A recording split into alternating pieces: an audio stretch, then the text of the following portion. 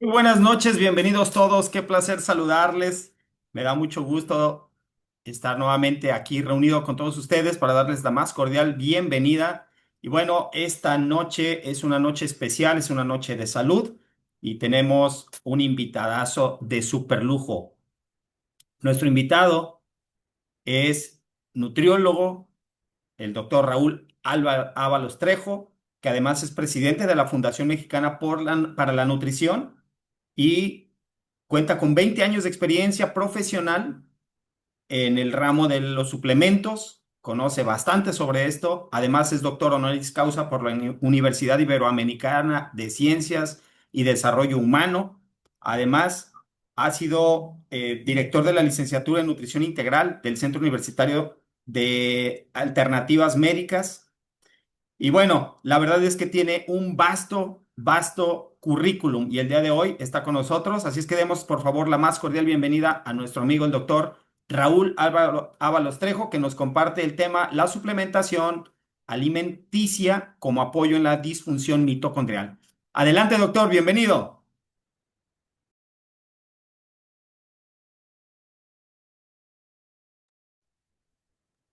Si nos Hola, ayuda ¿qué con tal, su... Javier? Ahí está. Pero muy buenas noches. Tengan todos ustedes bienvenidos a nuestra plática correspondiente a esta semana. ¿Cómo están? Muchas bendiciones, muchísimas gracias. Pero muy buenas noches. Bueno, pues como ya se dijo, el día de hoy tenemos una plática muy particular. La verdad es que voy a tratar de hacerla un poquito fácil, ya que es un tema bastante complicado, pero es que si no hablamos de esto al inicio, de todo lo que tenemos que aprender, pues desafortunadamente no vamos a poder darle suficiente atención, ni mucho menos, ¿verdad? El punto bien merecido que se tienen los suplementos alimenticios que actúan en este sentido precisamente.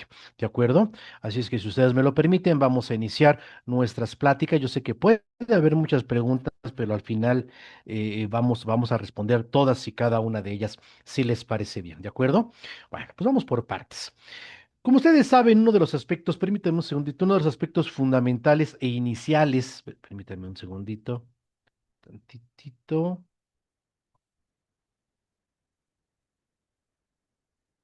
Permítanme un segundito. Ahí estamos.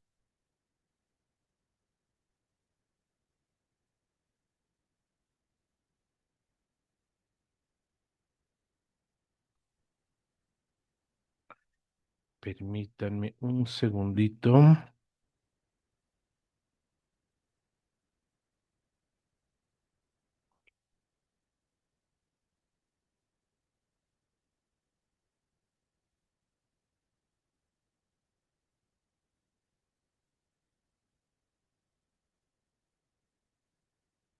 Ya una disculpita. A ver, a ver, a ver. Permítanme tantito. A ver, un segundito, permítanme. Ya. Estábamos compartiendo otra cosita, pero a ver, sí se ve ahí, ¿verdad? Sí, ya se ve ahí. Creo que ya. Muy bien, perdón. Muy bien. Vamos por partes entonces. Para poder darle atención a lo que vamos a dar en continuación y vamos a seguir platicando, hablar de la disfunción mitocondrial va a ser un tema sumamente necesario, porque si nosotros no entendemos que la base que sustenta todo lo que hagamos tiene que ver con tres aspectos que son determinantes. Uno, el control del estrés oxidativo, la inflamación sistémica de bajo grado, pero sobre todo la energía sustentada, ¿sí? Y sostenida para dar funcionalidad celular. Si nosotros no entendemos ese principio, no vamos a encontrar absolutamente nada. Entonces, tenemos que entenderlo. La parte central de nuestra vida es la energía. Si no hay energía, no hay vida. ¿Cómo sabemos que una célula está joven, está sana, está fuerte? Por la cantidad de energía que produce. Esta energía celular, bueno, pues vamos a ver que se produce precisamente en nuestras mitocondrias a partir precisamente de sustratos energéticos muy especiales y que nos van a servir prácticamente para darle energía a todo cuanto la célula necesite para su funcionamiento. La vez pasada que platicábamos, nosotros decíamos, sí, Nosotros vivimos en una época sumamente privilegiada, decíamos eso.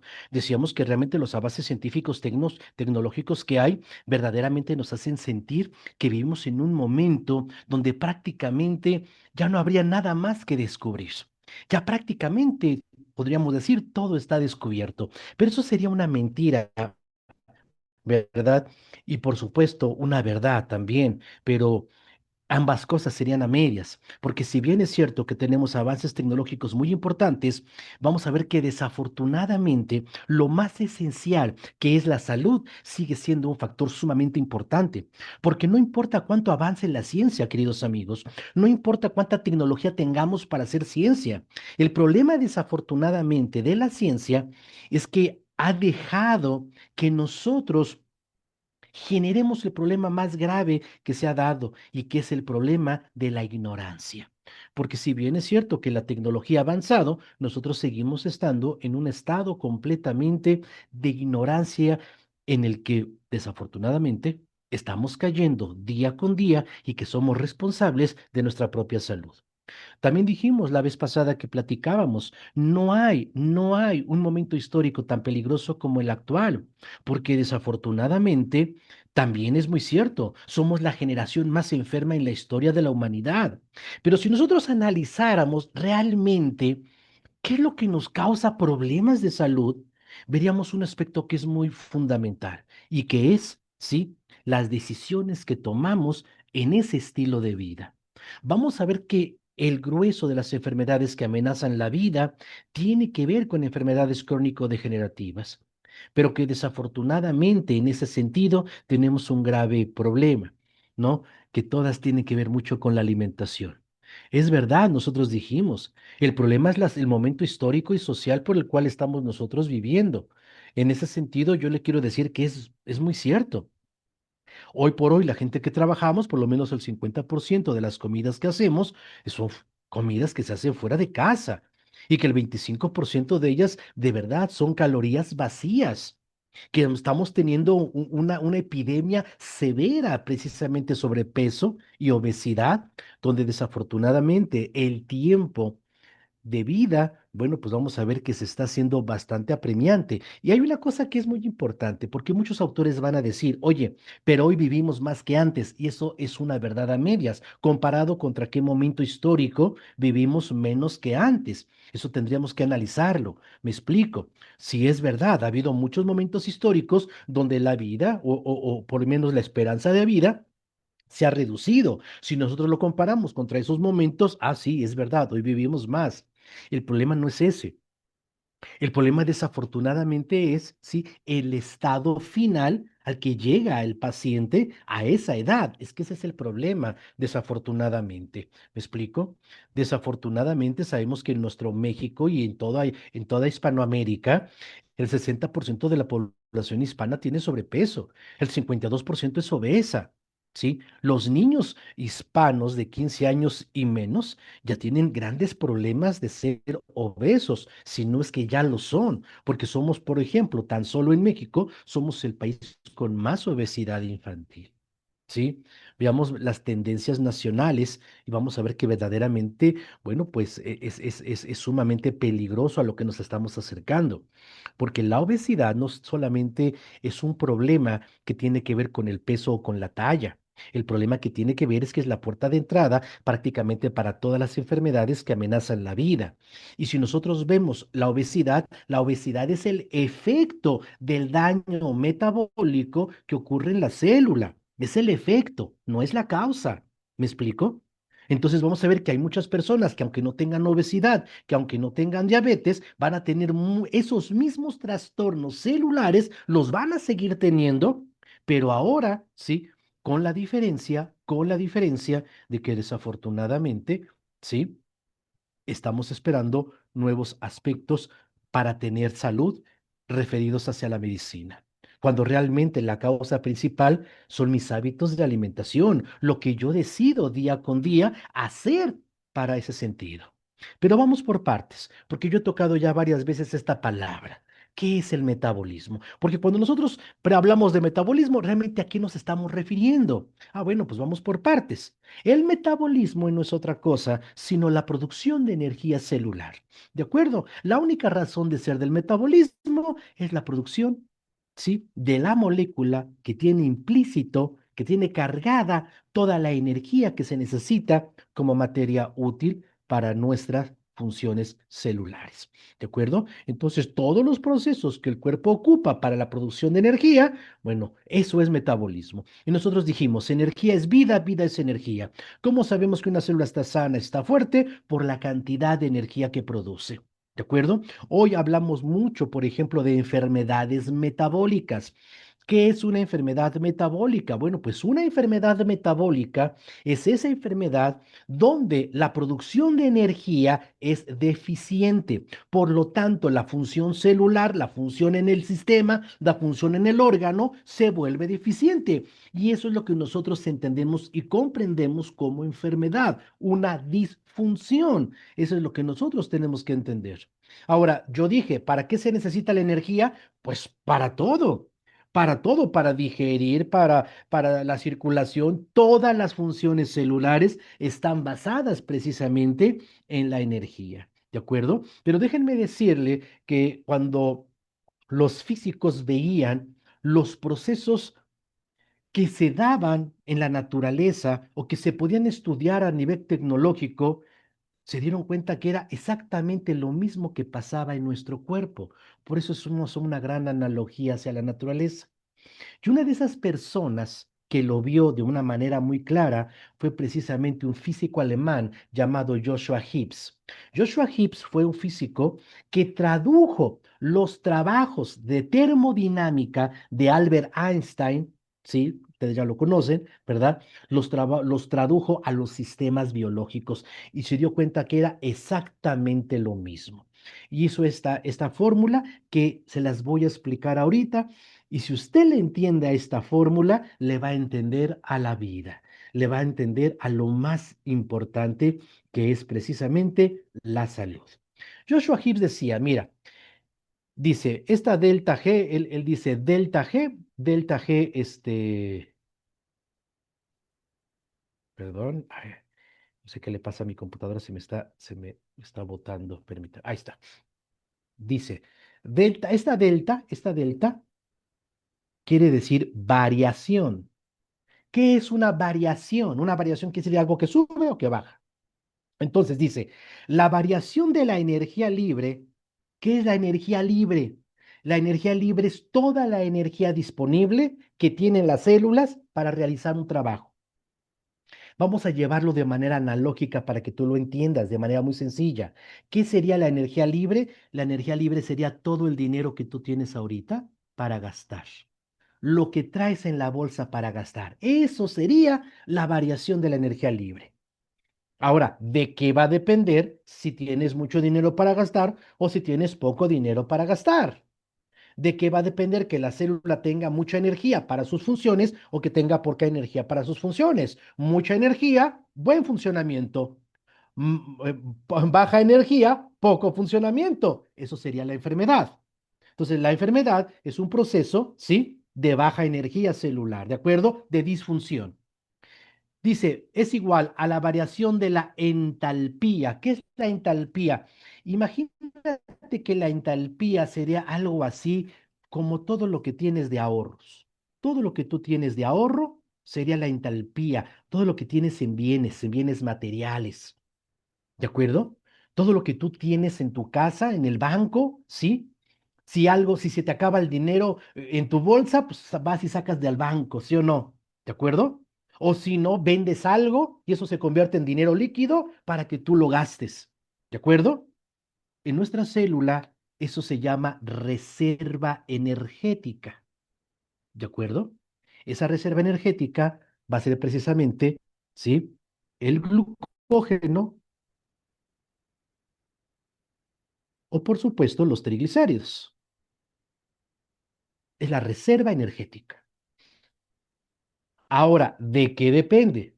Que tengas mucha reserva energética, de que tengas mucho dinero en el banco para que puedas gastarlo. Ah, bueno, va a depender. de cuánto gastas. ¿Y en qué gastas mucho? Mira, vas a gastar mucho en tus gastos fijos.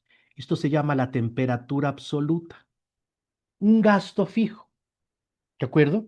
O sea, tú, por ejemplo, quieras o no, pues tienes que comprar cosas para comer. Es un gasto fijo. Tienes que pagar la luz, pagar los impuestos. Eso es un gasto fijo. En nuestro cuerpo, la temperatura es un gasto energético constante. Sin él, pues no viviríamos. ¿Verdad que sí? Ahora dice, por la variación de la entropía. Esto es lo interesante. ¿Qué es la entropía? La entropía, para que tú me lo entiendas, son algo así como todos tus gastos fantasma, ¿sí? Gastos inútiles. Todos los gastos inútiles, perdón. Todos los gastos que tú hiciste que no te sirvieron para nada. ¿De acuerdo? Que no tuvieron un propósito que te beneficie verdaderamente. ¿De acuerdo? Por ejemplo, ah, pues compraste algo que no te sirvió y lo tienes que tirar. Esa pérdida de dinero, ¿verdad?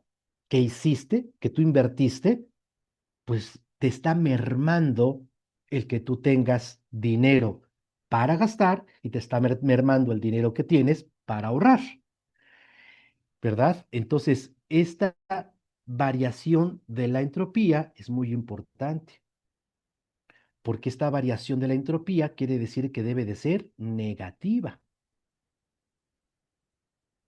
porque si tú tienes muchos gastos fantasma, vas a tener poco dinero para gastar. ¿Estás de acuerdo? Vas a tener poco dinero para ahorrar, ¿verdad que sí? De hecho, cuando una empresa tiene problemas, lo primero que hacen los financieros es quitar todos los gastos inútiles. Va a haber recorte de personal, ¿verdad? Muy bien. Entonces vamos a ver que la entropía debe de ser negativa. Cuando nosotros hablamos de un sistema biológico, tenemos que entender que entropía, como entalpía, son palabras raras, ¿verdad? Tiene varias acepciones. Por ejemplo, es verdad, la palabra entropía también quiere decir que es la medida de un desorden en un sistema, ¿de acuerdo? Es la energía degradada que ya no puede realizar un trabajo, pero si hablamos de una célula, hablamos de un gradiente de polarización. Ahorita voy a explicar esto, ¿de acuerdo?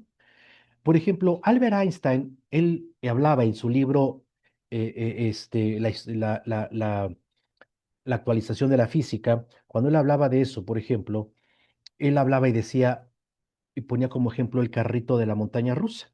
Si tú te has subido al carrito de la montaña rusa, verás que el carrito de la montaña rusa sube una pendiente, llega a un punto máximo, cae por esa pendiente, ¿sí? O sea, es una energía potencial que se convierte en energía cinética y esa energía cinética hace que vuelva a subir la pendiente del carrito. ¿Estás de acuerdo? Pero Albert Einstein decía, si solamente existieran estas dos energías, la potencial y la cinética, el carrito de la montaña rusa subiría y bajaría siempre a la misma distancia. Y no es verdad. Si tú te has subido al carrito de la montaña rusa, sabes que empieza en una pendiente muy alta, pero conforme va avanzando, queda en el piso. ¿Qué le pasó a la energía? Porque acuérdate que la energía no se pierde ni se destruye, solo se transforma. ¿Qué le pasó a la energía? ¿Se transformó en qué? Ah, se transformó en calor. La fricción de las ruedas produjo calor que se disipó en el medio ambiente. Ah, entonces eso es entropía, una energía degradada que ya no sirve para realizar un trabajo. ¿De acuerdo? Entonces, en nuestras células quiere decir que hay alguna, no es una pérdida, porque no podemos hablar de pérdida. Recuerda que la energía no se pierde ni se destruye, ¿sí? Se transforma. ¿De acuerdo? Entonces, la célula, vamos a poner ese término, aunque tengámoslo claro que no es de esta manera, va perdiendo también la energía que tiene para realizar un trabajo. Y eso se debe a que se genera una alteración en un gradiente de polarización. Ahorita voy a explicar esto para que a ustedes les quede claro. Ahora, ¿cuánta energía necesitamos? Mucha. Tú no tienes idea de la cantidad de energía que necesitamos. Mira, el queridísimo doctor Henry Tegmayer, híjole, ya desapareció tristemente. Era el último discípulo vivo de Krebs. Era el jefe de la división médica en cardiología del Hospital Memorial de Houston. Sí, sí, sí, era discípulo del que descubre el ciclo de Krebs. O sea, yo creo que sabía un poquito de metabolismo, ¿no? Pues Harry Tegmayer nos decía que el corazón gasta 35 kilogramos de ATP, que es la molécula de donde sale la energía, por día. 35 kilogramos.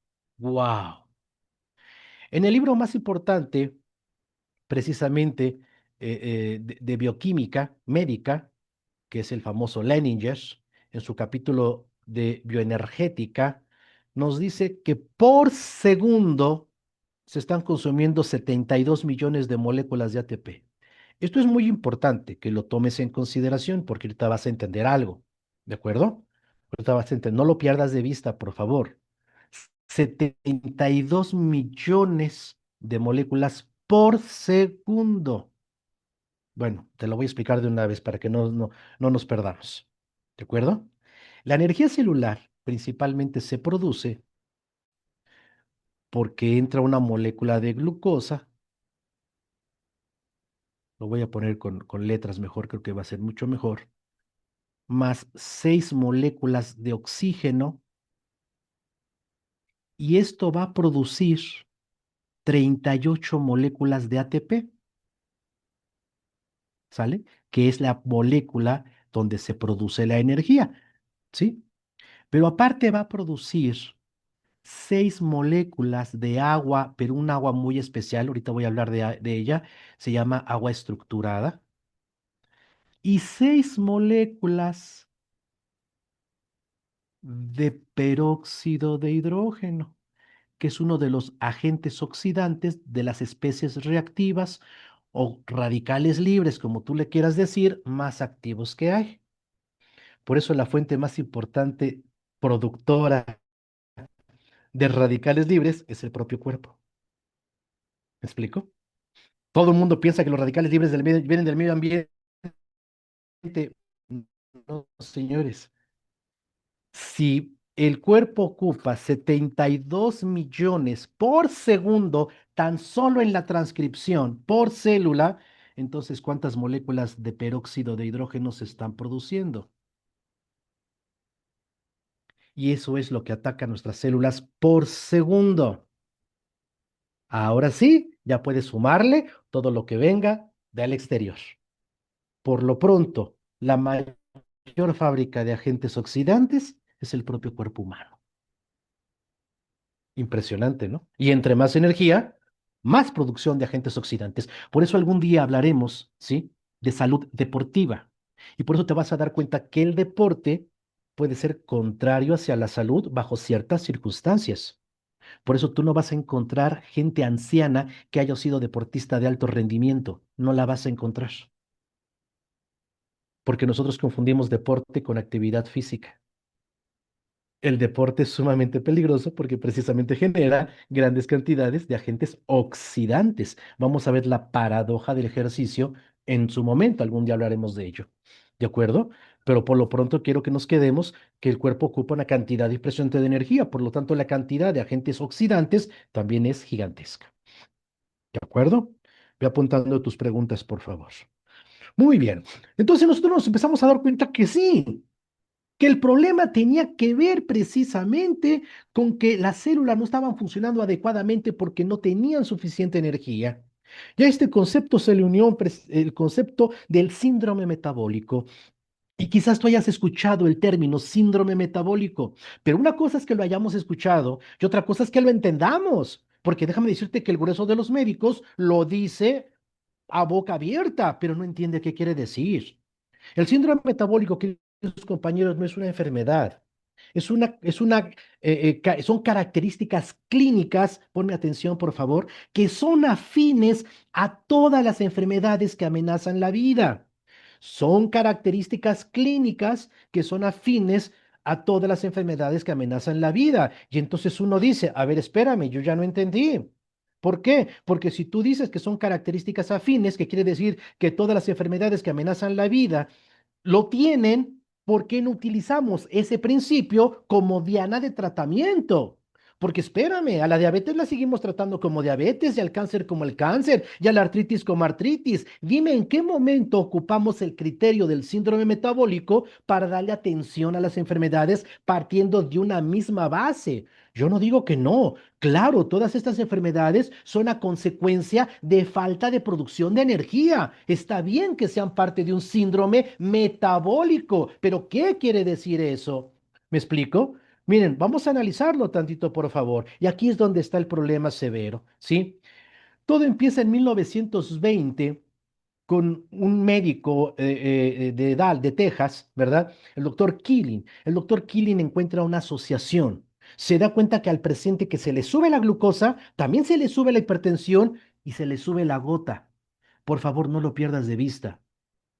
¿Por qué? Porque 27 años más tarde, cuando viene Vague, a Vague se le olvida la gota. Sí, él encuentra una relación entre la hipertensión arterial y la hiperglicemia, pero él le suma lo que llamamos, ¿sí? La distribución centrípeta de las grasas. O sea, Vague dice, sí, pero también sube el colesterol y suben los triglicéridos. Ya esto le llama a él el cuarteto de la muerte, que desde ahí ya es un poquito medio agresivo el concepto, porque imagínate, yo te digo, usted ya tiene el cuarteto de la muerte, ¿no? Y uno se imagina el apocalipsis completo en nuestra vida, ¿verdad que sí? Bueno, pues algo así pasó, fíjate. Bagel hizo mucho daño a la dietética. Él es el que dice que somos peritas y manzanitas, ¿no? Obesidad androide y obesidad ginecoide, una sarta de tonterías. Algún día hablaremos cuando veamos de obesidad, pero primero tenemos que entender qué es esto. No fue sino ya hasta la década de los ochentas, a finales de la década de los ochentas, cuando el doctor Raven ya introduce el término, ¿sí? Por ejemplo, síndrome X.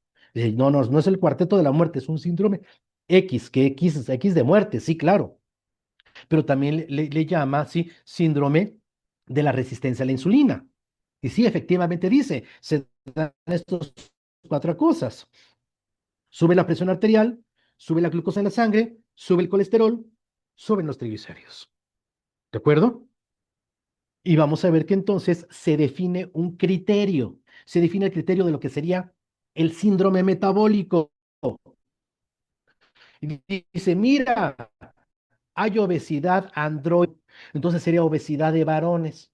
No, también lo pueden tener las mujeres.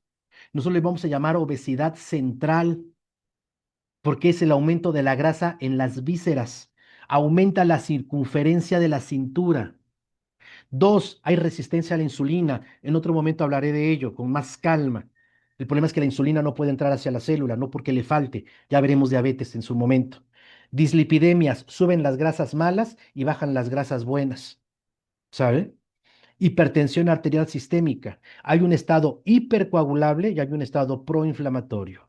Y ya bien entrados en el año 2000, se junta un séptimo criterio que se llama amicroalbuminuria.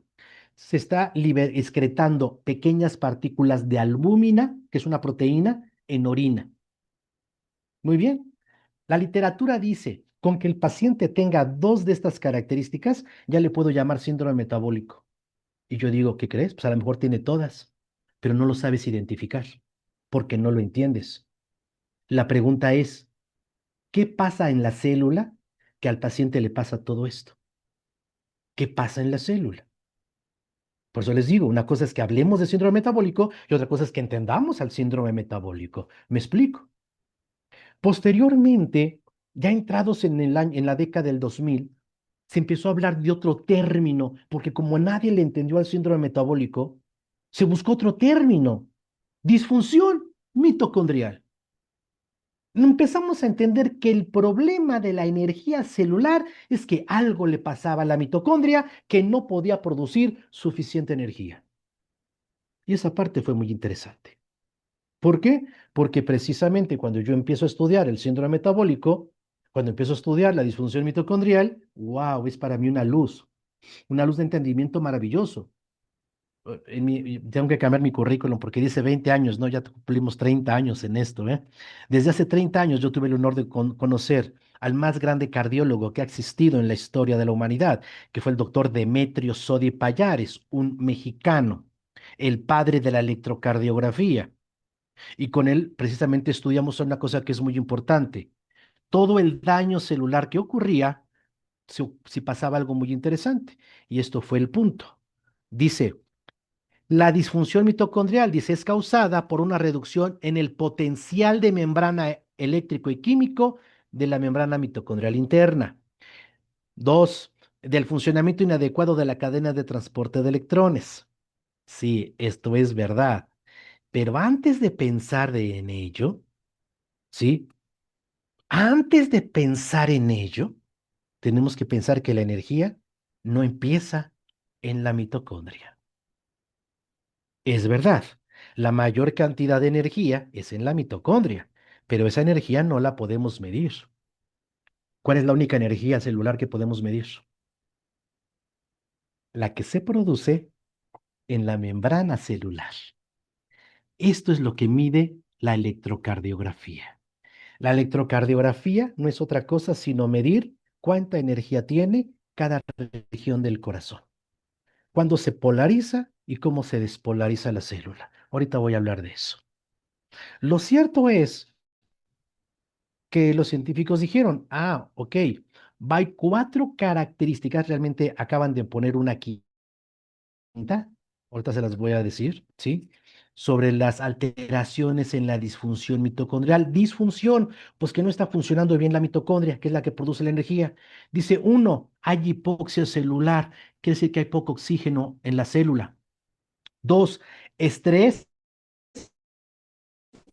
pero estrés oxidativo, proteínas.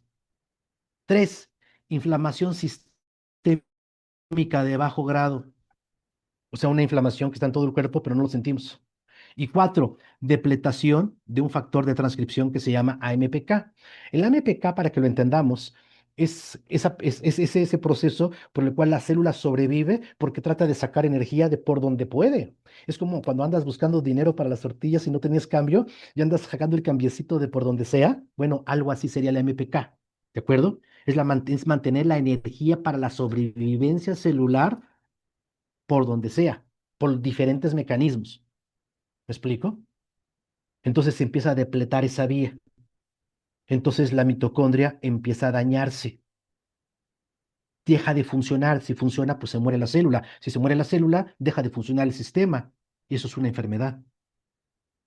¿Me explico? ¿Hasta aquí vamos bien? No lo pierdan de vista, por favor. ¿Por qué?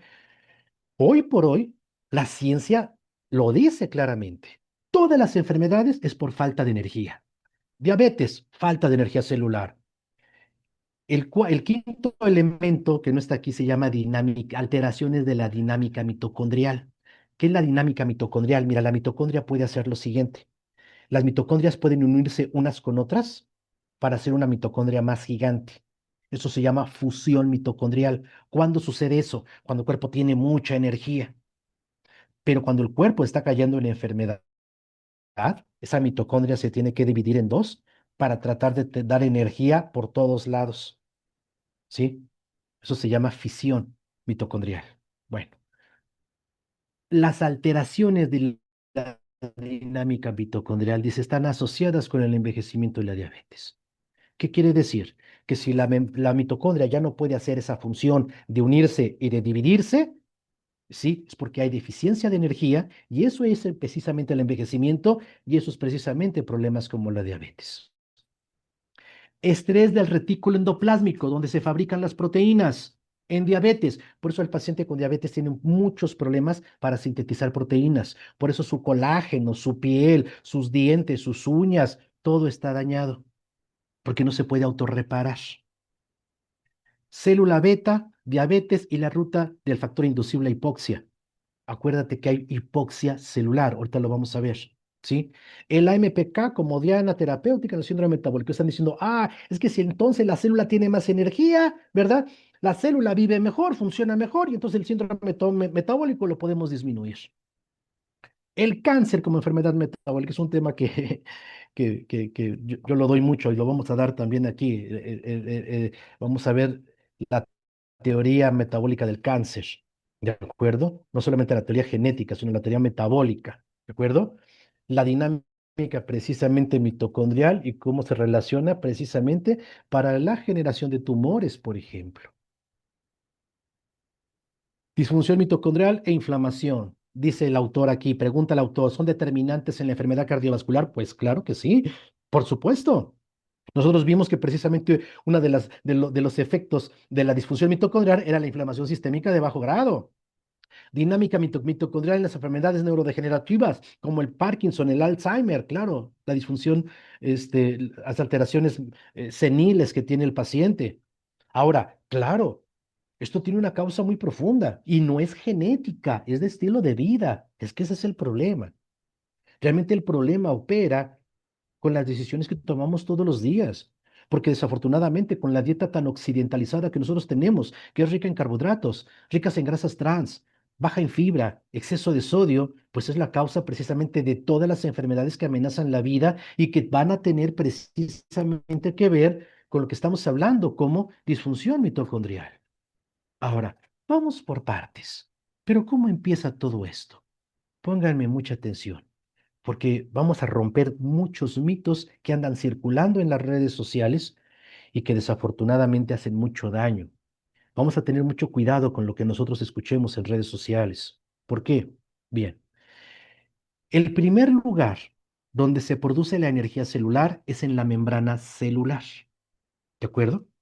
La membrana celular es el organelo que divide el medio interno del medio externo y se conforma precisamente por una capa doble de lípidos, de grasas, y controla la entrada y salida de las cosas. Y eso tiene que tener mucho cuidado, porque esa es la vida.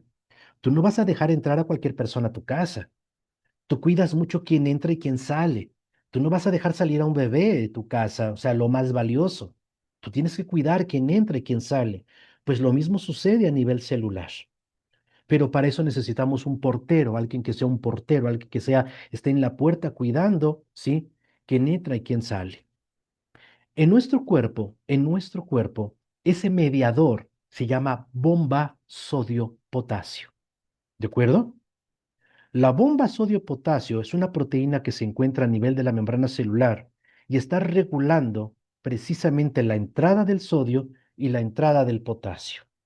Esa entrada y salida de estos minerales, que les llamamos electrolitos porque producen electricidad, esta entrada y salida es lo que regula la liberación de electrones. Nosotros somos seres eléctricos. La liberación de electrones que va a dar paso a que la membrana mitocondrial se ponga a trabajar y fabrique la energía. Es verdad, la mayor cantidad de energía en nuestra célula la produce la mitocondria, pero no la produce sola.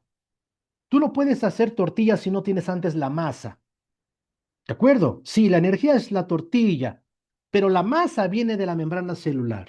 Entonces, las alteraciones electrolíticas que se den en la membrana celular son determinantes para saber si hay suficiente energía para que trabaje o no trabaje la mitocondria, y esto es lo que mide una electrocardiografía. Dime si no es importante. Dime si no es valioso y no es científico. Por eso la gente que habla de tonterías como tomar agua con sal, pues necesita ponerse a estudiar un poquito más bioquímica. Porque precisamente, mire usted, el sodio afuera está o tiene un gradiente de 140 milimoles afuera y solamente 14 adentro de la célula. Si yo divido 140 entre 14, me va a dar 10. Eso se llama gradiente electroquímico. El potasio, hay 150 adentro y solamente 5 afuera. Si yo divido 150 entre 5, me va a dar 30. Eso es en condiciones normales, ¿sí? Esto es como si dos grupos de niños jalaran la cuerda. ¿Cómo está esa cuerda? Tensa, fuerte, resistente. Así está la membrana celular. Oye, yo quiero que un grupo de niños gane. ¿Qué hago? Pues pongo más niños. ¿Qué pasa si yo aumento el sodio en mi dieta? Si yo aumento el sodio en mi dieta, este gradiente empieza a disminuir. Y acuérdate que eso se llama entropía. ¿Te acuerdas de la palabra entropía? Que dijimos que era un gradiente electroquímico en la membrana celular. Menos energía en la membrana, menos energía que va a activar a la mitocondria. De ahí su gran importancia. Entonces imagínate si tú estás aumentando el sodio en tu dieta. Y desafortunadamente, esto es algo que no se ve, solo lo ve el cardiólogo, aunque se sabe a todo nivel médico, pero solamente le da gran importancia el cardiólogo, desafortunadamente. En el mes de septiembre voy a participar en el Congreso Nacional de Nutrición y este es mi tema, disfunción mitocondrial. ¿Por qué? Porque nosotros necesitamos que entendamos que los problemas de obesidad, de diabetes, no solamente es porque comas mucho, sino la calidad de la alimentación que tú tienes. Si tú quieres que tus tratamientos funcionen muy bien, tienes que permitir que la célula esté haciendo su trabajo. ¿Cómo? Pues bájale al sodio, aumenta el potasio. ¿Dónde hay potasio? Frutas y verduras. ¿Me explico? Ese es el problema. Entonces, si yo aumento el sodio, ¿verdad? El paso del sodio hacia el medio interno hace que el potasio se salga hacia el medio externo. Por eso, desafortunadamente, encontramos potasio alto y sodio.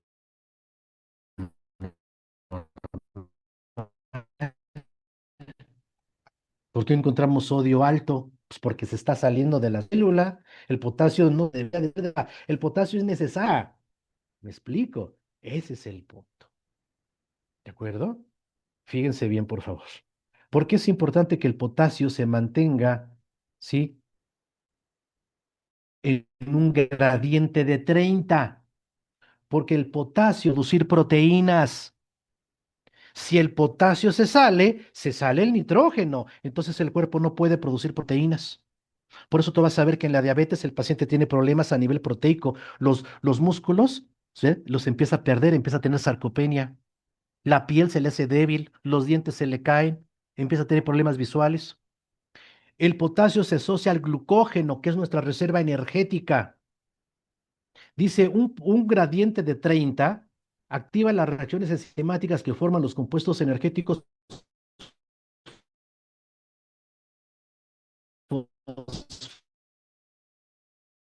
fosfatados. O sea, se forma el ATP, la fosfocreatina, se activa la oxidación, no se puede quemar completamente, que es lo que pasa en el cáncer. Se activa la proteogénesis, o sea, la formación de la energía, la fosforilación oxidativa, o sea, la energía que está precisamente por la cadena de transporte de electrones. Se activa la tepeasa mitocondrial, el sodio en mi día. Uno, el potasio se me sale. Dos, el nitrógeno se sale. ¿Te acuerdas? Y el nitrógeno es lo que da la formación de las proteínas. Es la carga eléctrica negativa en la membrana celular. El problema del nitrógeno es que cuando amoníaco, urea, creatinina, ácido úrico, ahora entiendes por qué Killing observaba ácido úrico. Dime dónde viene aquí el comer carne. Dime dónde está aquí el comer carne para el ácido úrico. No, el problema es que la gente come carne rica en sal. Ese es el problema. Entonces, el problema no fue la carne, el problema es el sodio. Por eso tú vas a ver que hay vegetarianos que tienen ácido úrico alto. Dice, pero ¿por qué si no come carne? Ah, es que el problema no es la carne. Ahora, ¿cuál es el problema? Que este potencial eléctrico que se está produciendo, tú sabes, mira, es como una pila. Nuestra célula es como una pila.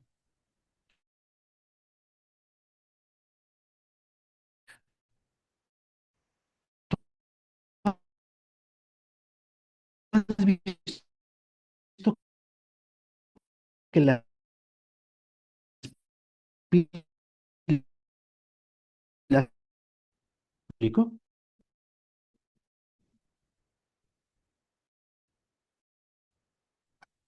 Y, y uno quiere entrar y el otro se quiere salir. Y esa diferencia de fuerzas es una ley, ¿sale? Es la ecuación de Goldman-Nernst, ¿sale? Es un premio Nobel, es la que produce la electricidad. Nuestra célula produce electricidad, ¿sale? Eso se llama potencial electroquímico. Y en la célula muscular es de menos 90 mil.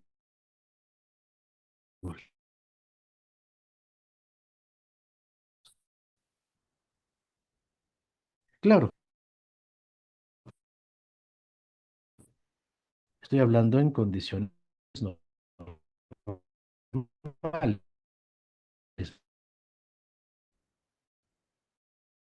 Yo se los hago mucho a mi salud. Para poder producir energía, necesitamos glucosa, insulina, potasio, magnesio y oxígeno. ¿Va que sí? Muy bien. Yo entiendo que la insulina se jala a la glucosa, el sodio, por eso debe estar afuera el sodio, le da un empujón a la glucosa para que entre, y allá adentro hay unos acarreadores que se llaman GLUTs. Perfecto. Pregunta de los 64. ¿Cómo se mete el oxígeno? ¿Cómo entra el oxígeno? Esta es una pregunta de alto grado. Esta es una pregunta de alto grado. ¿Cómo se mete el oxígeno? ¿Quién mete el oxígeno a la célula? Porque si no hay oxígeno, no hay combustión. ¿Sale? Así de sencillo. Pues no lo mete nadie. Se mete solito. Empuja, empuja hasta que entra. Se llama difusión. Muy bien. ¿Qué crees? Que si el potencial eléctrico de la célula disminuye, el oxígeno no puede entrar. Porque el oxígeno, ¿se están oyendo bien? Es que estoy leyendo como que se corta la comunicación. ¿Se están oyendo bien? ¿Ya están oyendo mejor? Ok. Si no hay un buen potencial eléctrico, el oxígeno no se acerca. Yo no lo entendía. Eso me lo enseñó un ingeniero en electrónica. Un ingeniero en electrónica me dijo, Raúl, es que el oxígeno es paramagnético. ¿Qué quiere decir? Se acerca a donde hay un potencial eléctrico. Así es como se hace el ozono. ¿Sale? Entonces, si este potencial eléctrico está decayendo, el oxígeno no puede entrar. Entonces, la energía se forma por dos vías. Una vía que es la aeróbica, la del oxígeno, pero mira cuánto ATP forma. 36. ¿Cuántos necesitamos? 38. Quiere decir que la vía aeróbica es la que produce más, pero no puede porque no hay oxígeno. ¿Te acuerdas que había hipoxia celular? Pero el médico no sabe por qué hay. Sabe que hay hipoxia, pero ¿qué la produce? ¿Qué produce la hipoxia? ¿Qué produce que no pueda entrar el oxígeno? Entonces el cuerpo, la célula solamente puede irse por su vía anaeróbica, pero esta nada más produce 2 ATPs. Esta ruta no puede desembocar a la acetilcoenzima A, que es la que va a desembocar al ciclo de Krebs. Regresa a su vía inicial que se llama piruvato y por acción de una enzima que se llama lactato deshidrogenasa se convierte en lactato. El lactato debe de regresar al ciclo de Krebs, pero no hay ciclo de Krebs. Entonces se convierte en ácido láctico. Aquí adentro se empieza a acidificar. ¿Cómo se combate la acidez? Hay muchas vías. Una muy rápida, permitir que entre el agua, que entre el agua libre como buffer. Y eso se llama inflamación.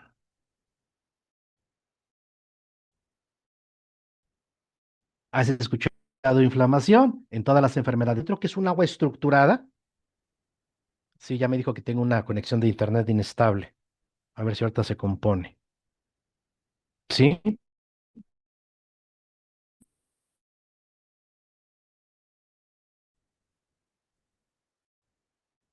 Esta agua estructurada se pero pues en las alteraciones del potencial de membrana. ¿Por qué? Pues por la alteración entre el sodio y el potasio. Entonces, si nosotros le seguimos metiendo grandes cantidades de sodio, como generalmente estamos acostumbrados, pues por eso el paciente no mejora.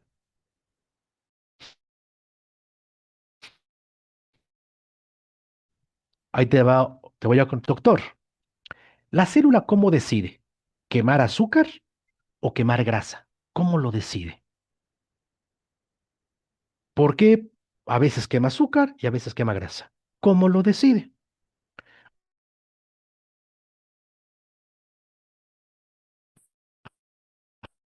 Pues es muy sencillo.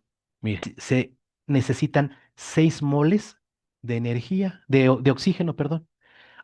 Pero las grasas necesitan 23. Claro, la producción de ATP es bien diferente. El azúcar produce 38, pero la grasa produce 129. ¿Tú qué quieres? Te voy a regalar un billete de A 20 o un billete de A 200. ¿Cuál quieres tú? Tú me vas a decir, pues el de 200. ¿Qué preferiría la célula quemar? ¿Azúcar o grasa? Y tú vas a decir, pues grasa es la que produce más energía. Claro, el problema es que necesita mucho oxígeno. Y si tú te acuerdas, el problema, cuando hay alteraciones de la membrana celular, hay hipoxia celular. Y si hay hipoxia celular, no se puede quemar la grasa. ¿Me explico? Y como no se puede quemar la grasa, empieza a haber depósitos, empieza a haber obesidad androide, triglicéridos, porque hay hipoxia celular. ¿Me explico? A fin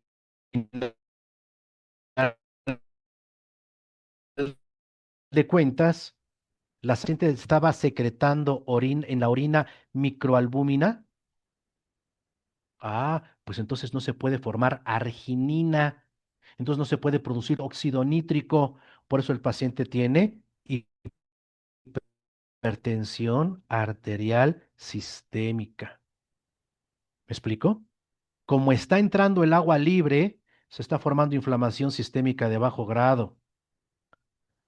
Como no está formando suficiente energía la célula, está buscando cómo sobrevivir. La célula. ¿Me explico? Ahora, la insulina no puede entrar, ¿sale? No puede entrar, se queda fuera, pero está estimulando en la membrana, está como dándole piquetes a la membrana. Esa estimulación activa a una enzima que algún día la estudiaremos con calma, que se llama 5-delta desaturasa. Y esta 5-delta desaturasa activa unas moléculas que se llaman prostaglandinas de la serie 2. Y estas prostaglandinas son las que activan el estado proinflamatorio y el estado proinflamatorio activa el estado procoagulable. Por eso se empiezan a formar trombos, émbolos, toda la enfermedad cardiovascular. ¿Qué hacemos nosotros? Tómese un vasoconstrictor para la hipertensión. No, señores, deje de comer sal. Active a la mitocondria desde la función de la membrana celular. ¿De acuerdo? Dice William que sigue alterada la comunicación. Chihuahuas. No sé por qué está fallando. A ver, me voy a cambiar de lugar. Espérenme tantito. Porque si no, nunca vamos a estar bien. Ni ustedes ni yo. Yo me estreso y ustedes también se estresan. Y no queremos más estrés. Fíjense que desde la tarde que estaba yo trabajando, ya me cambié de lugar. Ya me puse aquí juntito al router. A ver, vamos a ver si es cierto. A ver si ahora sí ya no se pierde ninguna comunicación. De todas maneras, esto se queda grabado, ¿eh? Y ustedes lo van a tener que ver una y otra vez, porque esto no creas que te lo sabes, te lo aprendiste de la noche a la mañana, ¿eh? ¿Sí? Pero quiero que entiendas el problema tan grave que es. ¿sí? Ahora, ponme mucha atención. Mucha gente dice, mucha gente dice que hay que tener hidratada la célula, que eso es cierto. Pero mucha gente dice que esa hidratación debe de venir del agua de afuera. Por eso dicen, toma mucha agua para que tus células se hidraten. Ese es un error garrafal, ¿eh? Pero un error garrafal. Una vez yo estaba dando una conferencia y uno de los que estaba ahí me hizo ese reclamo. Híjole, pues le dije eso que les voy a decir a ustedes. Era un doctor que era el siguiente ponente. Imagínate qué pena. Pero bueno, pues se lo ganó. ¿Por qué? Mira, el problema es el siguiente. De todo el oxígeno que entra, de todo el oxígeno que entra, del 95 al 98% se va para las fracciones oxidativas, o sea, se va para las fracciones para oxidar la glucosa y para oxidar a la grasa y que se convierta en energía. Por eso el oxígeno no puede ir libre, porque el oxígeno todo lo oxida. El oxígeno es muy reactivo. Por eso el oxígeno tiene que ir pegado al hierro en la hemoglobina para poder ser transportado por el cuerpo. No hay oxígeno libre.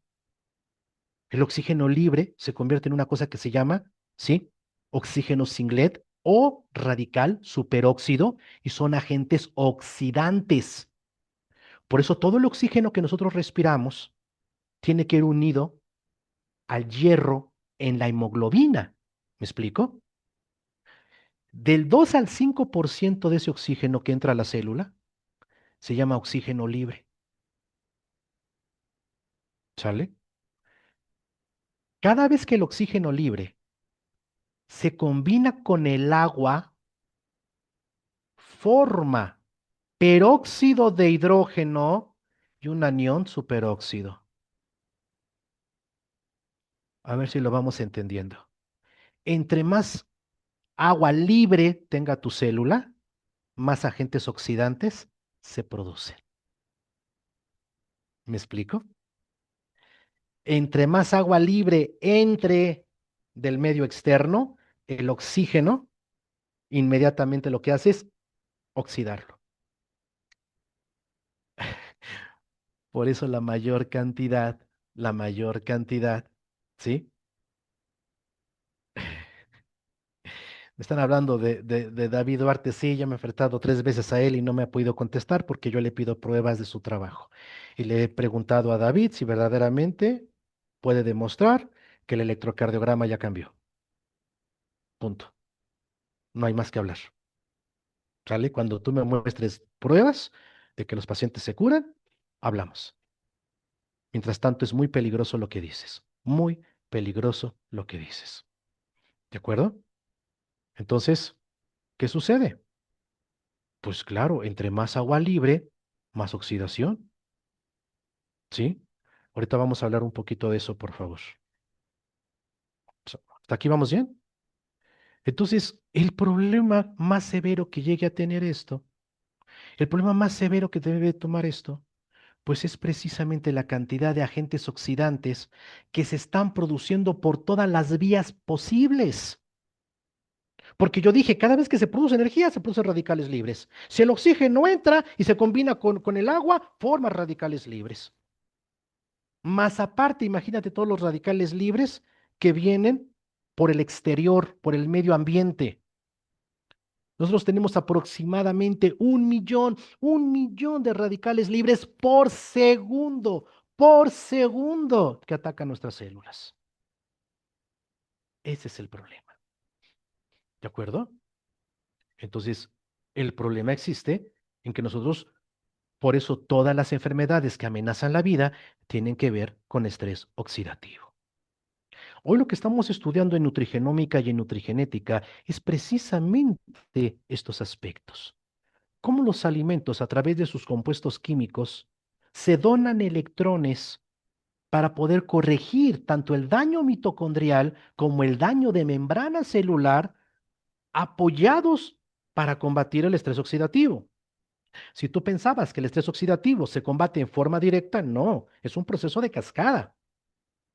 No es que el antioxidante directamente, ¿sí? Neutraliza el radical libre. Es que el antioxidante, como la vitamina C, dona electrones en la membrana celular para que se produzca energía.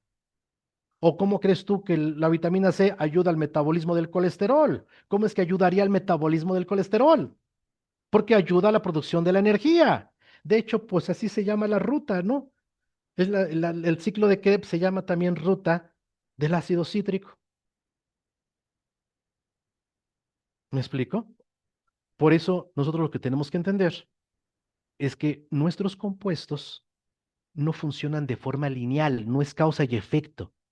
Son una cascada de procesos que están ocurriendo cuando tú tomas un producto. Pero una cascada de procesos no es un beneficio directo. Ahora, ¿cuál es el problema? Pues el problema que nosotros tenemos es que desafortunadamente, lo que no me traje fue mi celular, pues ya no puedo ver la hora, ustedes avísenme por favor cómo andamos de tiempos. eh, este, el problema es que el grueso de las sustancias que nosotros consumimos no se aprovechan, porque nosotros tenemos una deficiencia enzimática como especie muy importante. Mira, de todo lo que tú comas, solamente se aprovecha el 20%. Lo demás se elimina. ¿De acuerdo? Por eso cuando nosotros activamos un proceso de nanotecnología, es un proceso sumamente importante, porque precisamente en este proceso se aprovecha al máximo la captación de las sustancias que están precisamente en las micelas, ¿sí? Y que están precisamente transportadas a nivel, ¿sí? Microbiológico, ¿de acuerdo? Por eso vamos a ver que el problema que tiene la suplementación alimenticia común, que no es que esté en contra de ella, el problema es que hay que tomar grandes dosis, es que ese es el problema. ¿Me explico? Porque hay baja absorción intestinal. Muchas moléculas no son solubles en agua. Primero tiene que ver cómo reaccionan al pH. Mucha gente me dice, mira, es que yo tengo un glutatión. Sí, sí, hijo, pero ¿qué crees? Que el glutatión es un gran donador de electrones. Y como es un gran donador de electrones, el jugo gástrico se los come. Entonces ya no va a llegar a tu intestino, ya no va a llegar a la sangre. Esas sustancias que tú estás consumiendo se absorben poco por el proceso enzimático, por el metabolismo hepático, un metabolismo que se llama del citocromo P450. Entonces, realmente el problema es eso. Cuando nosotros generamos nanotecnología en los suplementos alimenticios, tenemos que garantizar varias cosas. Primero, mayor biodisponibilidad. Haz de cuenta que una nanosfera es como una cebolla que tiene capas, pero esas capas tienen una carga eléctrica. Entonces, cuando llegan a la membrana celular, hay intercambio de electrones y esa capa se rompe ¡puf! Y pasa a la siguiente. Hay donación de electrones y la capa se rompe, ¡puf! Pero eso va abriendo a fuerza a la membrana celular. La obliga, ya no necesita el mediador, ese vigilante, se le escapó por debajo de la puerta. ¿Me explico? ¿Qué sucede? Pues que hay una absorción más eficiente. El ingrediente activo se ve protegido desde el jugo gástrico, las enzimas digestivas, el metabolismo hepático y otras moléculas que pueden estar activas en la sangre, como los propios radicales libres. Así es como se protege las sustancias. Tiene mejor estabilidad. Se reduce la oxidación, la hidrólisis, la degradación. La vida útil se aprovecha más. Llegan cientos de miles de millones de pequeñas moléculas a cada una de las células y están haciendo este proceso. Se garantiza su transporte. Hay mayor penetración celular. Eso es lo que marca la diferencia en la nanotecnología. Entonces, ya las dosis, pues pueden ser menores. ¿Me explico? Ahí me dicen, oye, ¿cuánto hay que tomarse vitamina C? Pues yo mando a veces por la vía endovenosa hasta 10 gramos. Oye, pero aquí es casi nada. Ah, sí, claro, porque ¿qué crees? Ya no va a haber resistencia ni problemas para su absorción. Por eso es que para nosotros en la medicina regenerativa, la nanotecnología, pues es una cosa maravillosa. ¿Por qué? Porque mejora la señalización celular, hay mayor protección mitocondrial. disminuye el estrés oxidativo, mejora la inflamación, mejora la comunicación intracelular. ¿Me explico? Y hay muchos estudios que demuestran esta acción. Vamos a ver cuáles serían los productos claves para mantener precisamente, ¿sí? Uno de los hechos más importantes que es la regeneración celular porque activa, ¿sí? La disfunción mitocondrial. ¿Me explico? Activa el proceso, ¿sí? De daño celular para que se reactive. Y uno de esos elementos más importantes va a ser precisamente el glutatión. El glutatión es un tripéptido muy interesante que se caracteriza por ser precisamente un gran donador de electrones. Pero en el caso precisamente de nuestro GCH Max, no es solamente glutatión, es cisteína y vitamina C. Y aquí les quiero hacer una aclaración muy importante, mucho, muy importante que vale la pena. ¿Sí? ¿Por qué? Porque se ha demostrado que precisamente el consumo de glutatión protege de forma mitocondrial, pero no es de que proteja no solamente del daño oxidativo, sino que le está donando los electrones a la mitocondria para que se active precisamente, ¿sí? La cadena de transporte de electrones, se mejore el potencial de membrana celular, entre más oxígeno y la ruta aeróbica se active. Se activa la ruta aeróbica, hay mejor oxígeno. Más oxígeno, mejor metabolismo de la glucosa, mejor metabolismo de las grasas. ¿Me explico? Entonces, precisamente, uno de los aspectos fundamentales que tiene es que contribuye al mantenimiento de la homeostasis redox y mitocondrial, reduciendo la presión oxidativa sobre proteínas, lípidos y sistemas bioenergéticos. Al preservar un entorno redox, que es más favorable, o sea, óxido reducción quiere decir, ¿de acuerdo? Porque si uno se oxida, el otro se reduce y viceversa.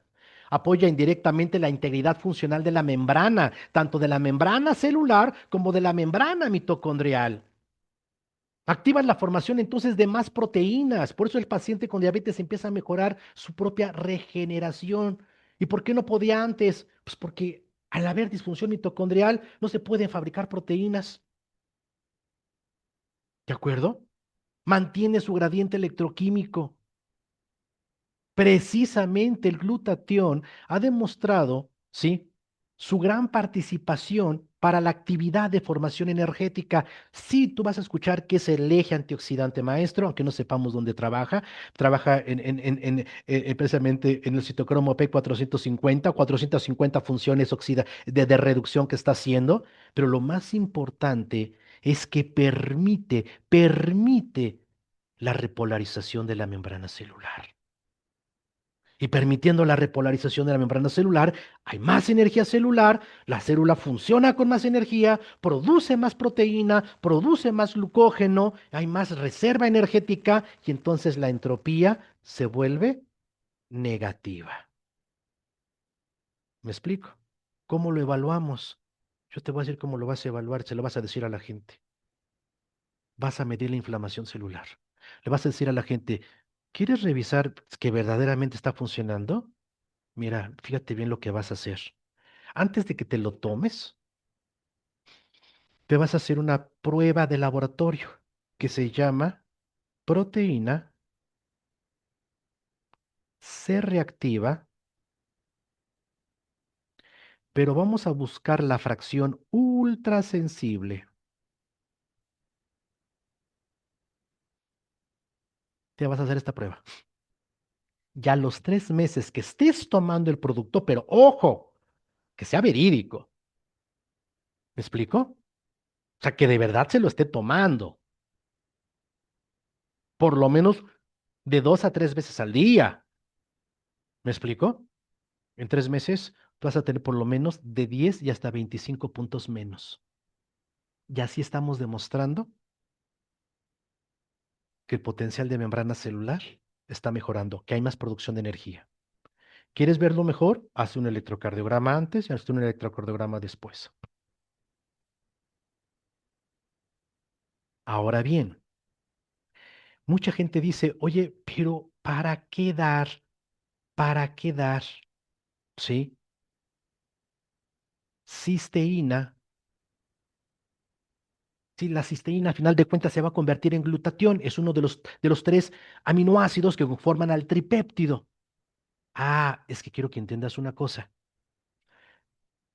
Lo que buscamos es una cosa que se llama reciclaje. ¿Me explico? Reciclaje de antioxidantes.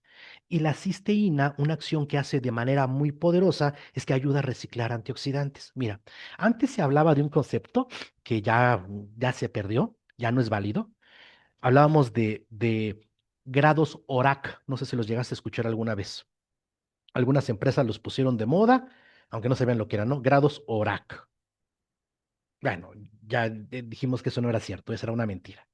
Sin embargo, sigue el concepto de decir, ah, mira, la vitamina C, por ejemplo, la vitamina C tiene 4 puntos como antioxidante. La vitamina E tiene 8 puntos como antioxidante. ¿Qué quiere decir esto? Voy a explicarlo. Cuando aquí hay un agente oxidante y cuando aquí hay un antioxidante, se neutraliza, ¿verdad que sí? Pero esta reacción química formó otro oxidante. Viene el agente antioxidante y lo neutraliza, pero esta reacción química forma otro oxidante y así sucesivamente. Esta cascada es interminable. ¿Me explico? ¿Sí? ¿Hasta aquí vamos bien? ¿De acuerdo? Ah, muy bien. Excelente. Entonces dicen, ah, es que la vitamina C camina 4 veces y la vitamina E son 8 veces. Pero cuando llega la cisteína, los libera. ¿Me explico? Entonces otra vez se puede ocupar la vitamina C que ya había sido oxidada y la vitamina E que había sido oxidada y otros antioxidantes más. Eso es lo que hace la cisteína. La cisteína participa no solamente en la formación de glutatión, sino en el reciclaje de moléculas antioxidantes. Esa es la parte más importante y es un poderoso desinflamatorio y mucolítico. Por eso el médico lo ocupa para la fluidificación del moco. Es un poderoso desinflamatorio por sí mismo. Ahora, si nosotros hablamos, por ejemplo, de la importancia de la vitamina C, es que ya lo dijimos, la vitamina C entra al ciclo es lo que se genera en el ciclo de Krebs. ¿Me explico?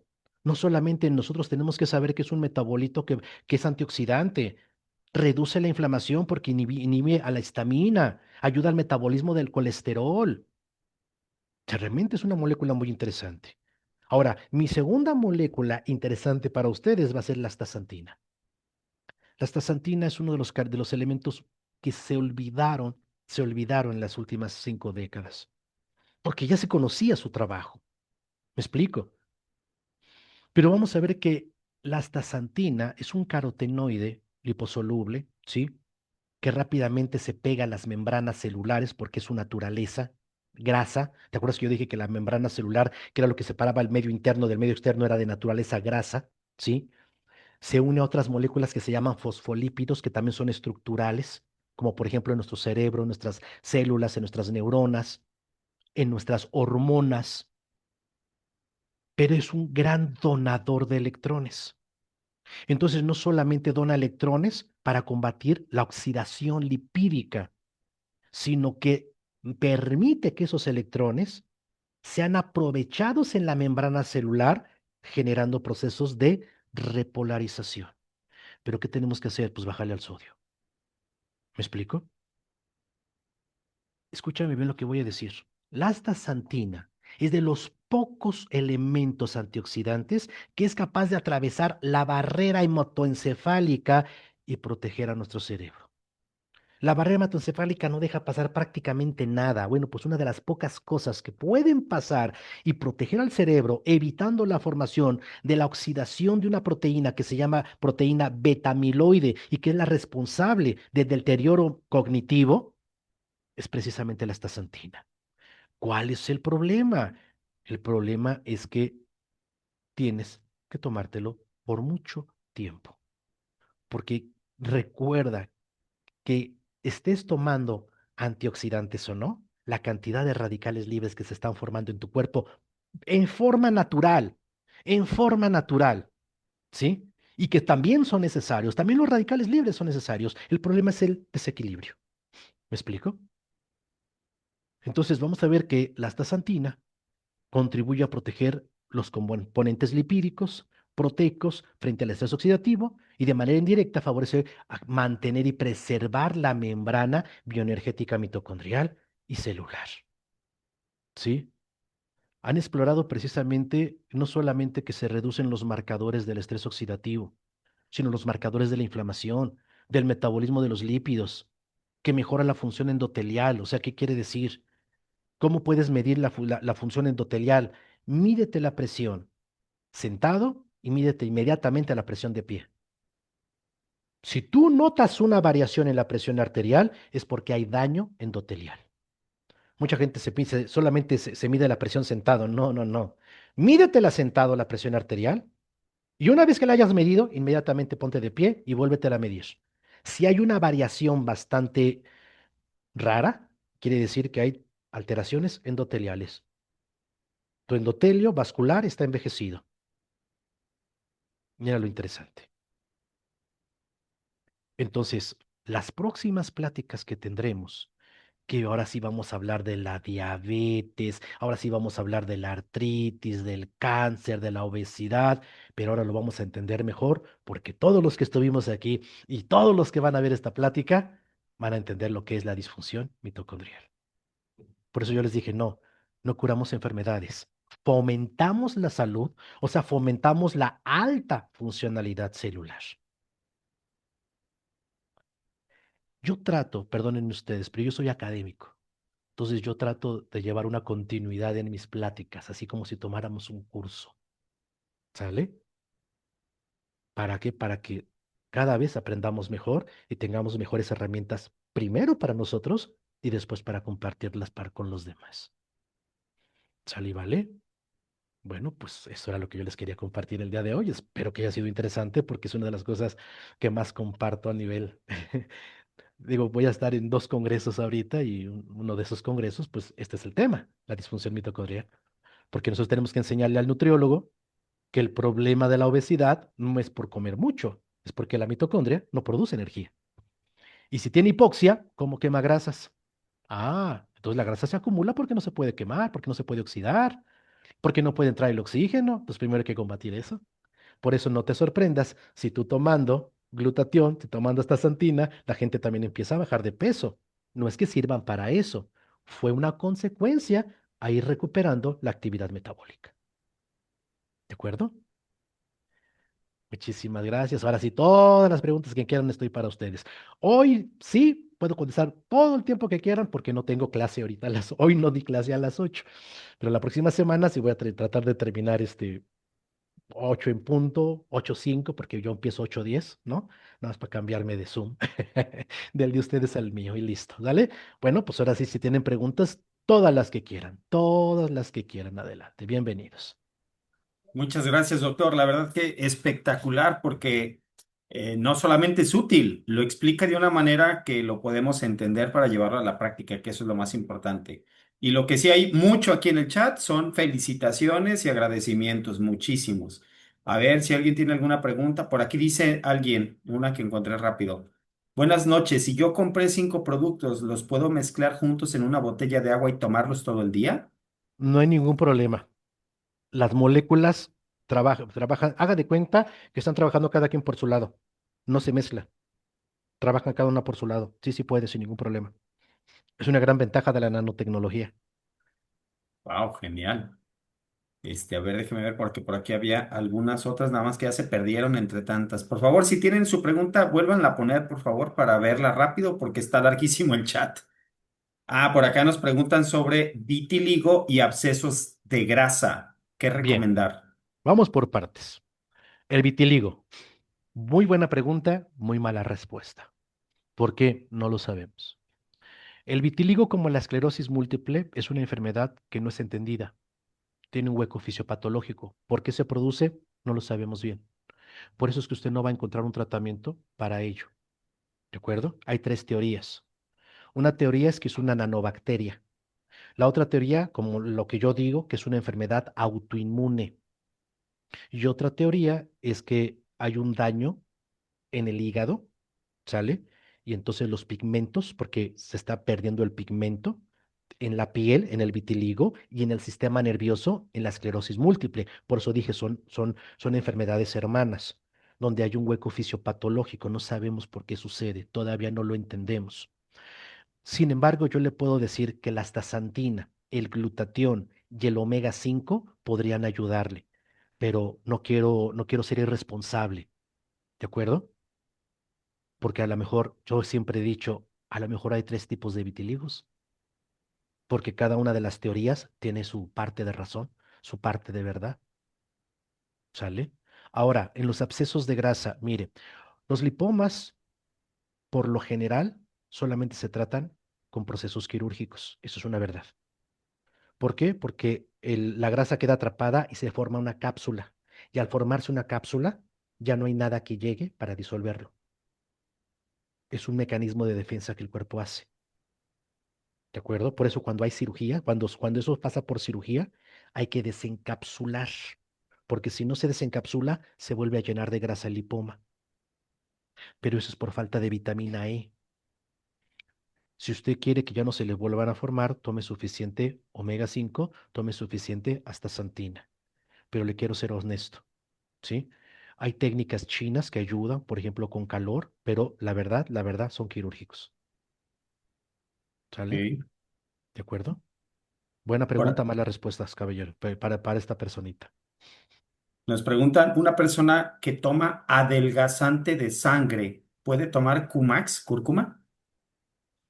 Bien, yo no se lo impediría. Vamos por partes. Su pregunta es muy buena, porque el médico le va a decir, no te lo tomes, porque si no puedes provocarte una hemorragia.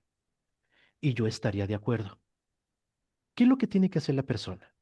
Lo que tiene que hacer la persona es estarse midiendo, si se quiere tomar el producto, la cúrcuma, lo que tiene que hacer la persona es estarse midiendo tiempos de coagulación y se tiene que hacer una prueba que se llama fibrinógeno.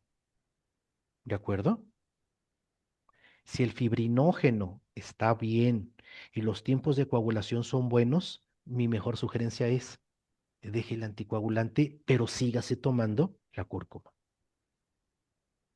¿Me explico? Solo en ese caso yo podría decir, podría dejar usted su anticoagulante. Pero si no, no se preocupe, puede tomarlo a la par hasta que mejore. Por eso estas dos pruebas, fibrinógeno y tiempos de coagulación, hay que estarlos haciendo de forma periódica. ¿De acuerdo? Y eso sí se lo digo con toda responsabilidad, ¿eh? Por aquí nos comentan, mi hermana es diabética y tuvo una descompensación de glucosa. ¿Qué le Ujú. podemos dar? Bueno, yo le voy a ser franco y le quiero hablar con toda la honestidad del mundo. Primero hay que buscar que se mantenga nuevamente en cifras, ¿verdad? Siempre. O sea, esa va a ser como que la parte esencial. Pero usted dele, por ejemplo, glutatión, dele omega 5 y dele, por favor, la astaxantina, ¿sí? Aquí la parte central va a ser la dieta. Ya hablaremos de diabetes. Igual a lo mejor la próxima semana hablamos de diabetes si quiere, porque es un tema muy, muy, muy profundo, ¿eh? Es un tema más profundo de lo que te imaginas. Hay que verlo a nivel metabólico profundo, porque muchas veces el paciente está descompensado no por lo que come, sino por el daño lentamente que van sufriendo sus órganos y como mecanismos de compensación se produce más glucosa, pero por el propio cuerpo. No es por lo que te comes. O sea, la glucosa está alta no por lo que te comes, sino por la descompensación propia que el cuerpo tiene. Eso se llama el octeto ominoso, ¿sale? Que todos los médicos lo deberían de estudiar precisamente, ¿de Nos acuerdo? preguntan, esa creo que es interesante. ¿Hay alguna contraindicación en la nano o todo el mundo los puede tomar? Todo el mundo los puede tomar, todo el mundo, no se preocupe.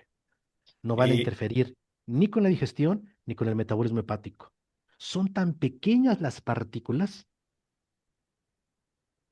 son tan pequeñas que atraviesan la barrera intestinal directa. El 100% de lo que te tomes pasa a la sangre, prácticamente. wow. ¿Una ¿Sale? persona con diálisis puede tomar estos suplementos? ¿No le afectan en algo? En nada. Al contrario, va a proteger su peritoneo para que le dure muchos años y pueda continuar con esa diálisis por muchos años. sin Ok. problemas. Yo a mi madre, paciente renal, uf, que no le daba, y la mantuvimos muchísimos años, muchísimos años. Ok. Ujú. Leg Calve Partners en niña de 12 años, diagnosticada hace 3, pero enferma desde hace 10 años. ¿Cómo le pueden ayudar los productos? Mm, Leg Calve Pertes. No sé qué sea eso. déjame ver la traducción porque yo tampoco me la sé. No Ok. lo, no, no, no. A ver, ahorita lo vemos, ¿sí? Ahorita, regálenme un segundito y ahorita lo vemos. Porque le digo una cosa que no la sé, ¿verdad? Digo, Claro. hay tantos síndromes que no lo sé. Em, mm, mm,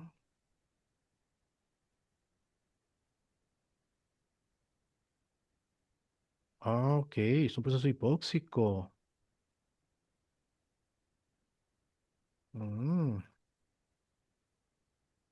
Wow, ok, ya. Ok, me dice que es un proceso hipóxico en el cual desafortunadamente fue pérdida de la irrigación sanguínea, por lo tanto, los huesos tanto de la cadera como eh, del fémur se empieza a morir. Wow. Pues yo daría estos tres que acabo de mencionar. Yo lo daría por lo menos 3 veces al día, por lo menos unas 10 gotitas 3 veces al día. Ok. Es un proceso bastante feíto por lo que estoy viendo. Wow. Bueno, pues vamos a ver cómo se le puede ayudar. Valdría la pena ir revisando este caso. Valdría la pena. ¿Qué más? Platiquen. Eh, una vez que se empiezan a consumir estos nutrientes, ¿es necesario seguir consumiendo los medicamentos genéricos?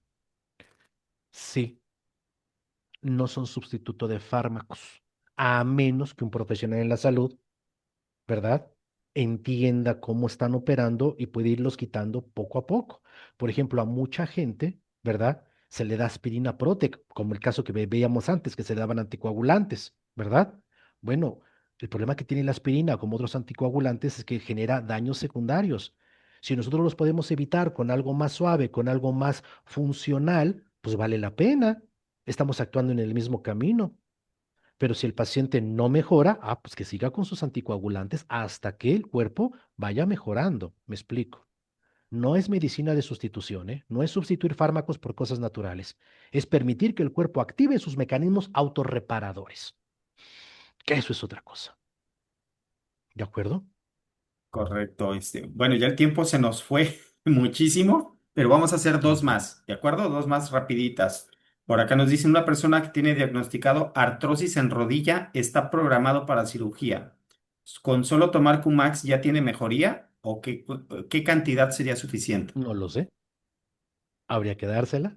Habría que darle omega 5. Habría que darle el ganoderma, ¿no? Y esperar que el paciente... Acuérdese que el beneficio no es por el producto. El beneficio es por la capacidad de respuesta que el cuerpo tiene. Todas las sustancias que nosotros vamos a estudiar generan un estímulo. Lo importante es el estímulo y lo importante es la respuesta, ¿sí? Si usted va en su coche y ve el semáforo en verde, ese es un estímulo para que pase. Y si usted no quiere pasar o se le ponchó la llanta y no puede pasar, no pasa. Se vuelve a poner en verde, no pasa. O sea, no son obligadores. Son modificadores de la respuesta biológica. Ya algún día daré ese tema, modificadores de la respuesta biológica. Pero ¿de qué va a depender? De la capacidad de respuesta que el cuerpo tiene. Y sí, es verdad, hay gente que le damos todos los estímulos sabidos y por haber, y con todo y todo no mejora. Claro, claro. Para una persona con cirrosis hepática en etapa 4, ¿qué debería tomar? Glutatión de 3 a 4 veces al día, ganoderma, este, ¿cómo se llama? Omega 5 y ¿Cómo se llama este último que vimos? Que yo todavía no me los aprendo de memoria, ¿eh? Axe Max, Sí, la astaxantina. correcto. Y una dieta completamente libre de sodio, ¿eh? Completamente libre de sodio. Ok. Hay una situación, doctor, que esto es a título personal. Hemos notado que algunas personas cuando comienzan a consumir los nutrientes experimentan malestares, sobre todo dolor de cabeza intenso, y se asustan. Eh, Ujú. ¿Cuál sería la razón o qué recomendar a estas personas para que no sientan esos malestares? Tome más agua. Lo que pasa es que el cuerpo empieza a liberar sustancias tóxicas es como yo le digo a la gente, mira, el cuerpo es muy sabio, es como una gran ama de casa. Si tú no tienes la manera de tirar la basura, por lo menos la rinconas. ¿Me explico? Por eso hacerse una prueba de laboratorio durante el transcurso del tratamiento a veces no es tan bueno porque a veces muchas sustancias tóxicas salen altas. ¿Por qué? Pues porque el cuerpo está escarbando ahí, ¿no? Lo estoy diciendo muy burdo, muy burdo. Dios me librara de que alguien de mis alumnos me oiga decir eso porque me iba a regañar. Pues sí, claro. Pero lo que el cuerpo lo que hace primero es tratar de sacar todas sustancias tóxicas. Entonces, sí es verdad, por eso mucha gente se le aumenta su ácido úrico, se le aumenta su colesterol, se aumentan otras sustancias. ¿Qué tienes que hacer? Tomar más agua y no permitir que eso te limite. Ahora, conforme tú empiezas a tomar muchos nutrientes, empieza a haber mejor oxigenación. El problema es que nosotros no estamos acostumbrados a una buena oxigenación cerebral y entonces te empiezas a marear. Sí, al principio es como cuando empiezas a hacer ejercicio, te mareas porque hay más oxigenación. O sea, no estamos acostumbrados a funcionar al 100%. Cierto. ¿Sale? Pero no, no se preocupe, no se me preocupe. Muy bien. Bueno, Sí. pues va a haber muchas preguntas más, pero en esta ocasión vamos a dejar aquí la sesión por tiempo. Y sabemos que las siguientes sesiones van a ser igual de ricas en cuanto a conocimiento y valor y demás, como el día de hoy. Muchísimas gracias, doctor. Un fuerte abrazo. Dios los bendice, cuídense mucho. Muy buenas noches a todos. Hasta la próxima, comunidad. Que estén muy bien.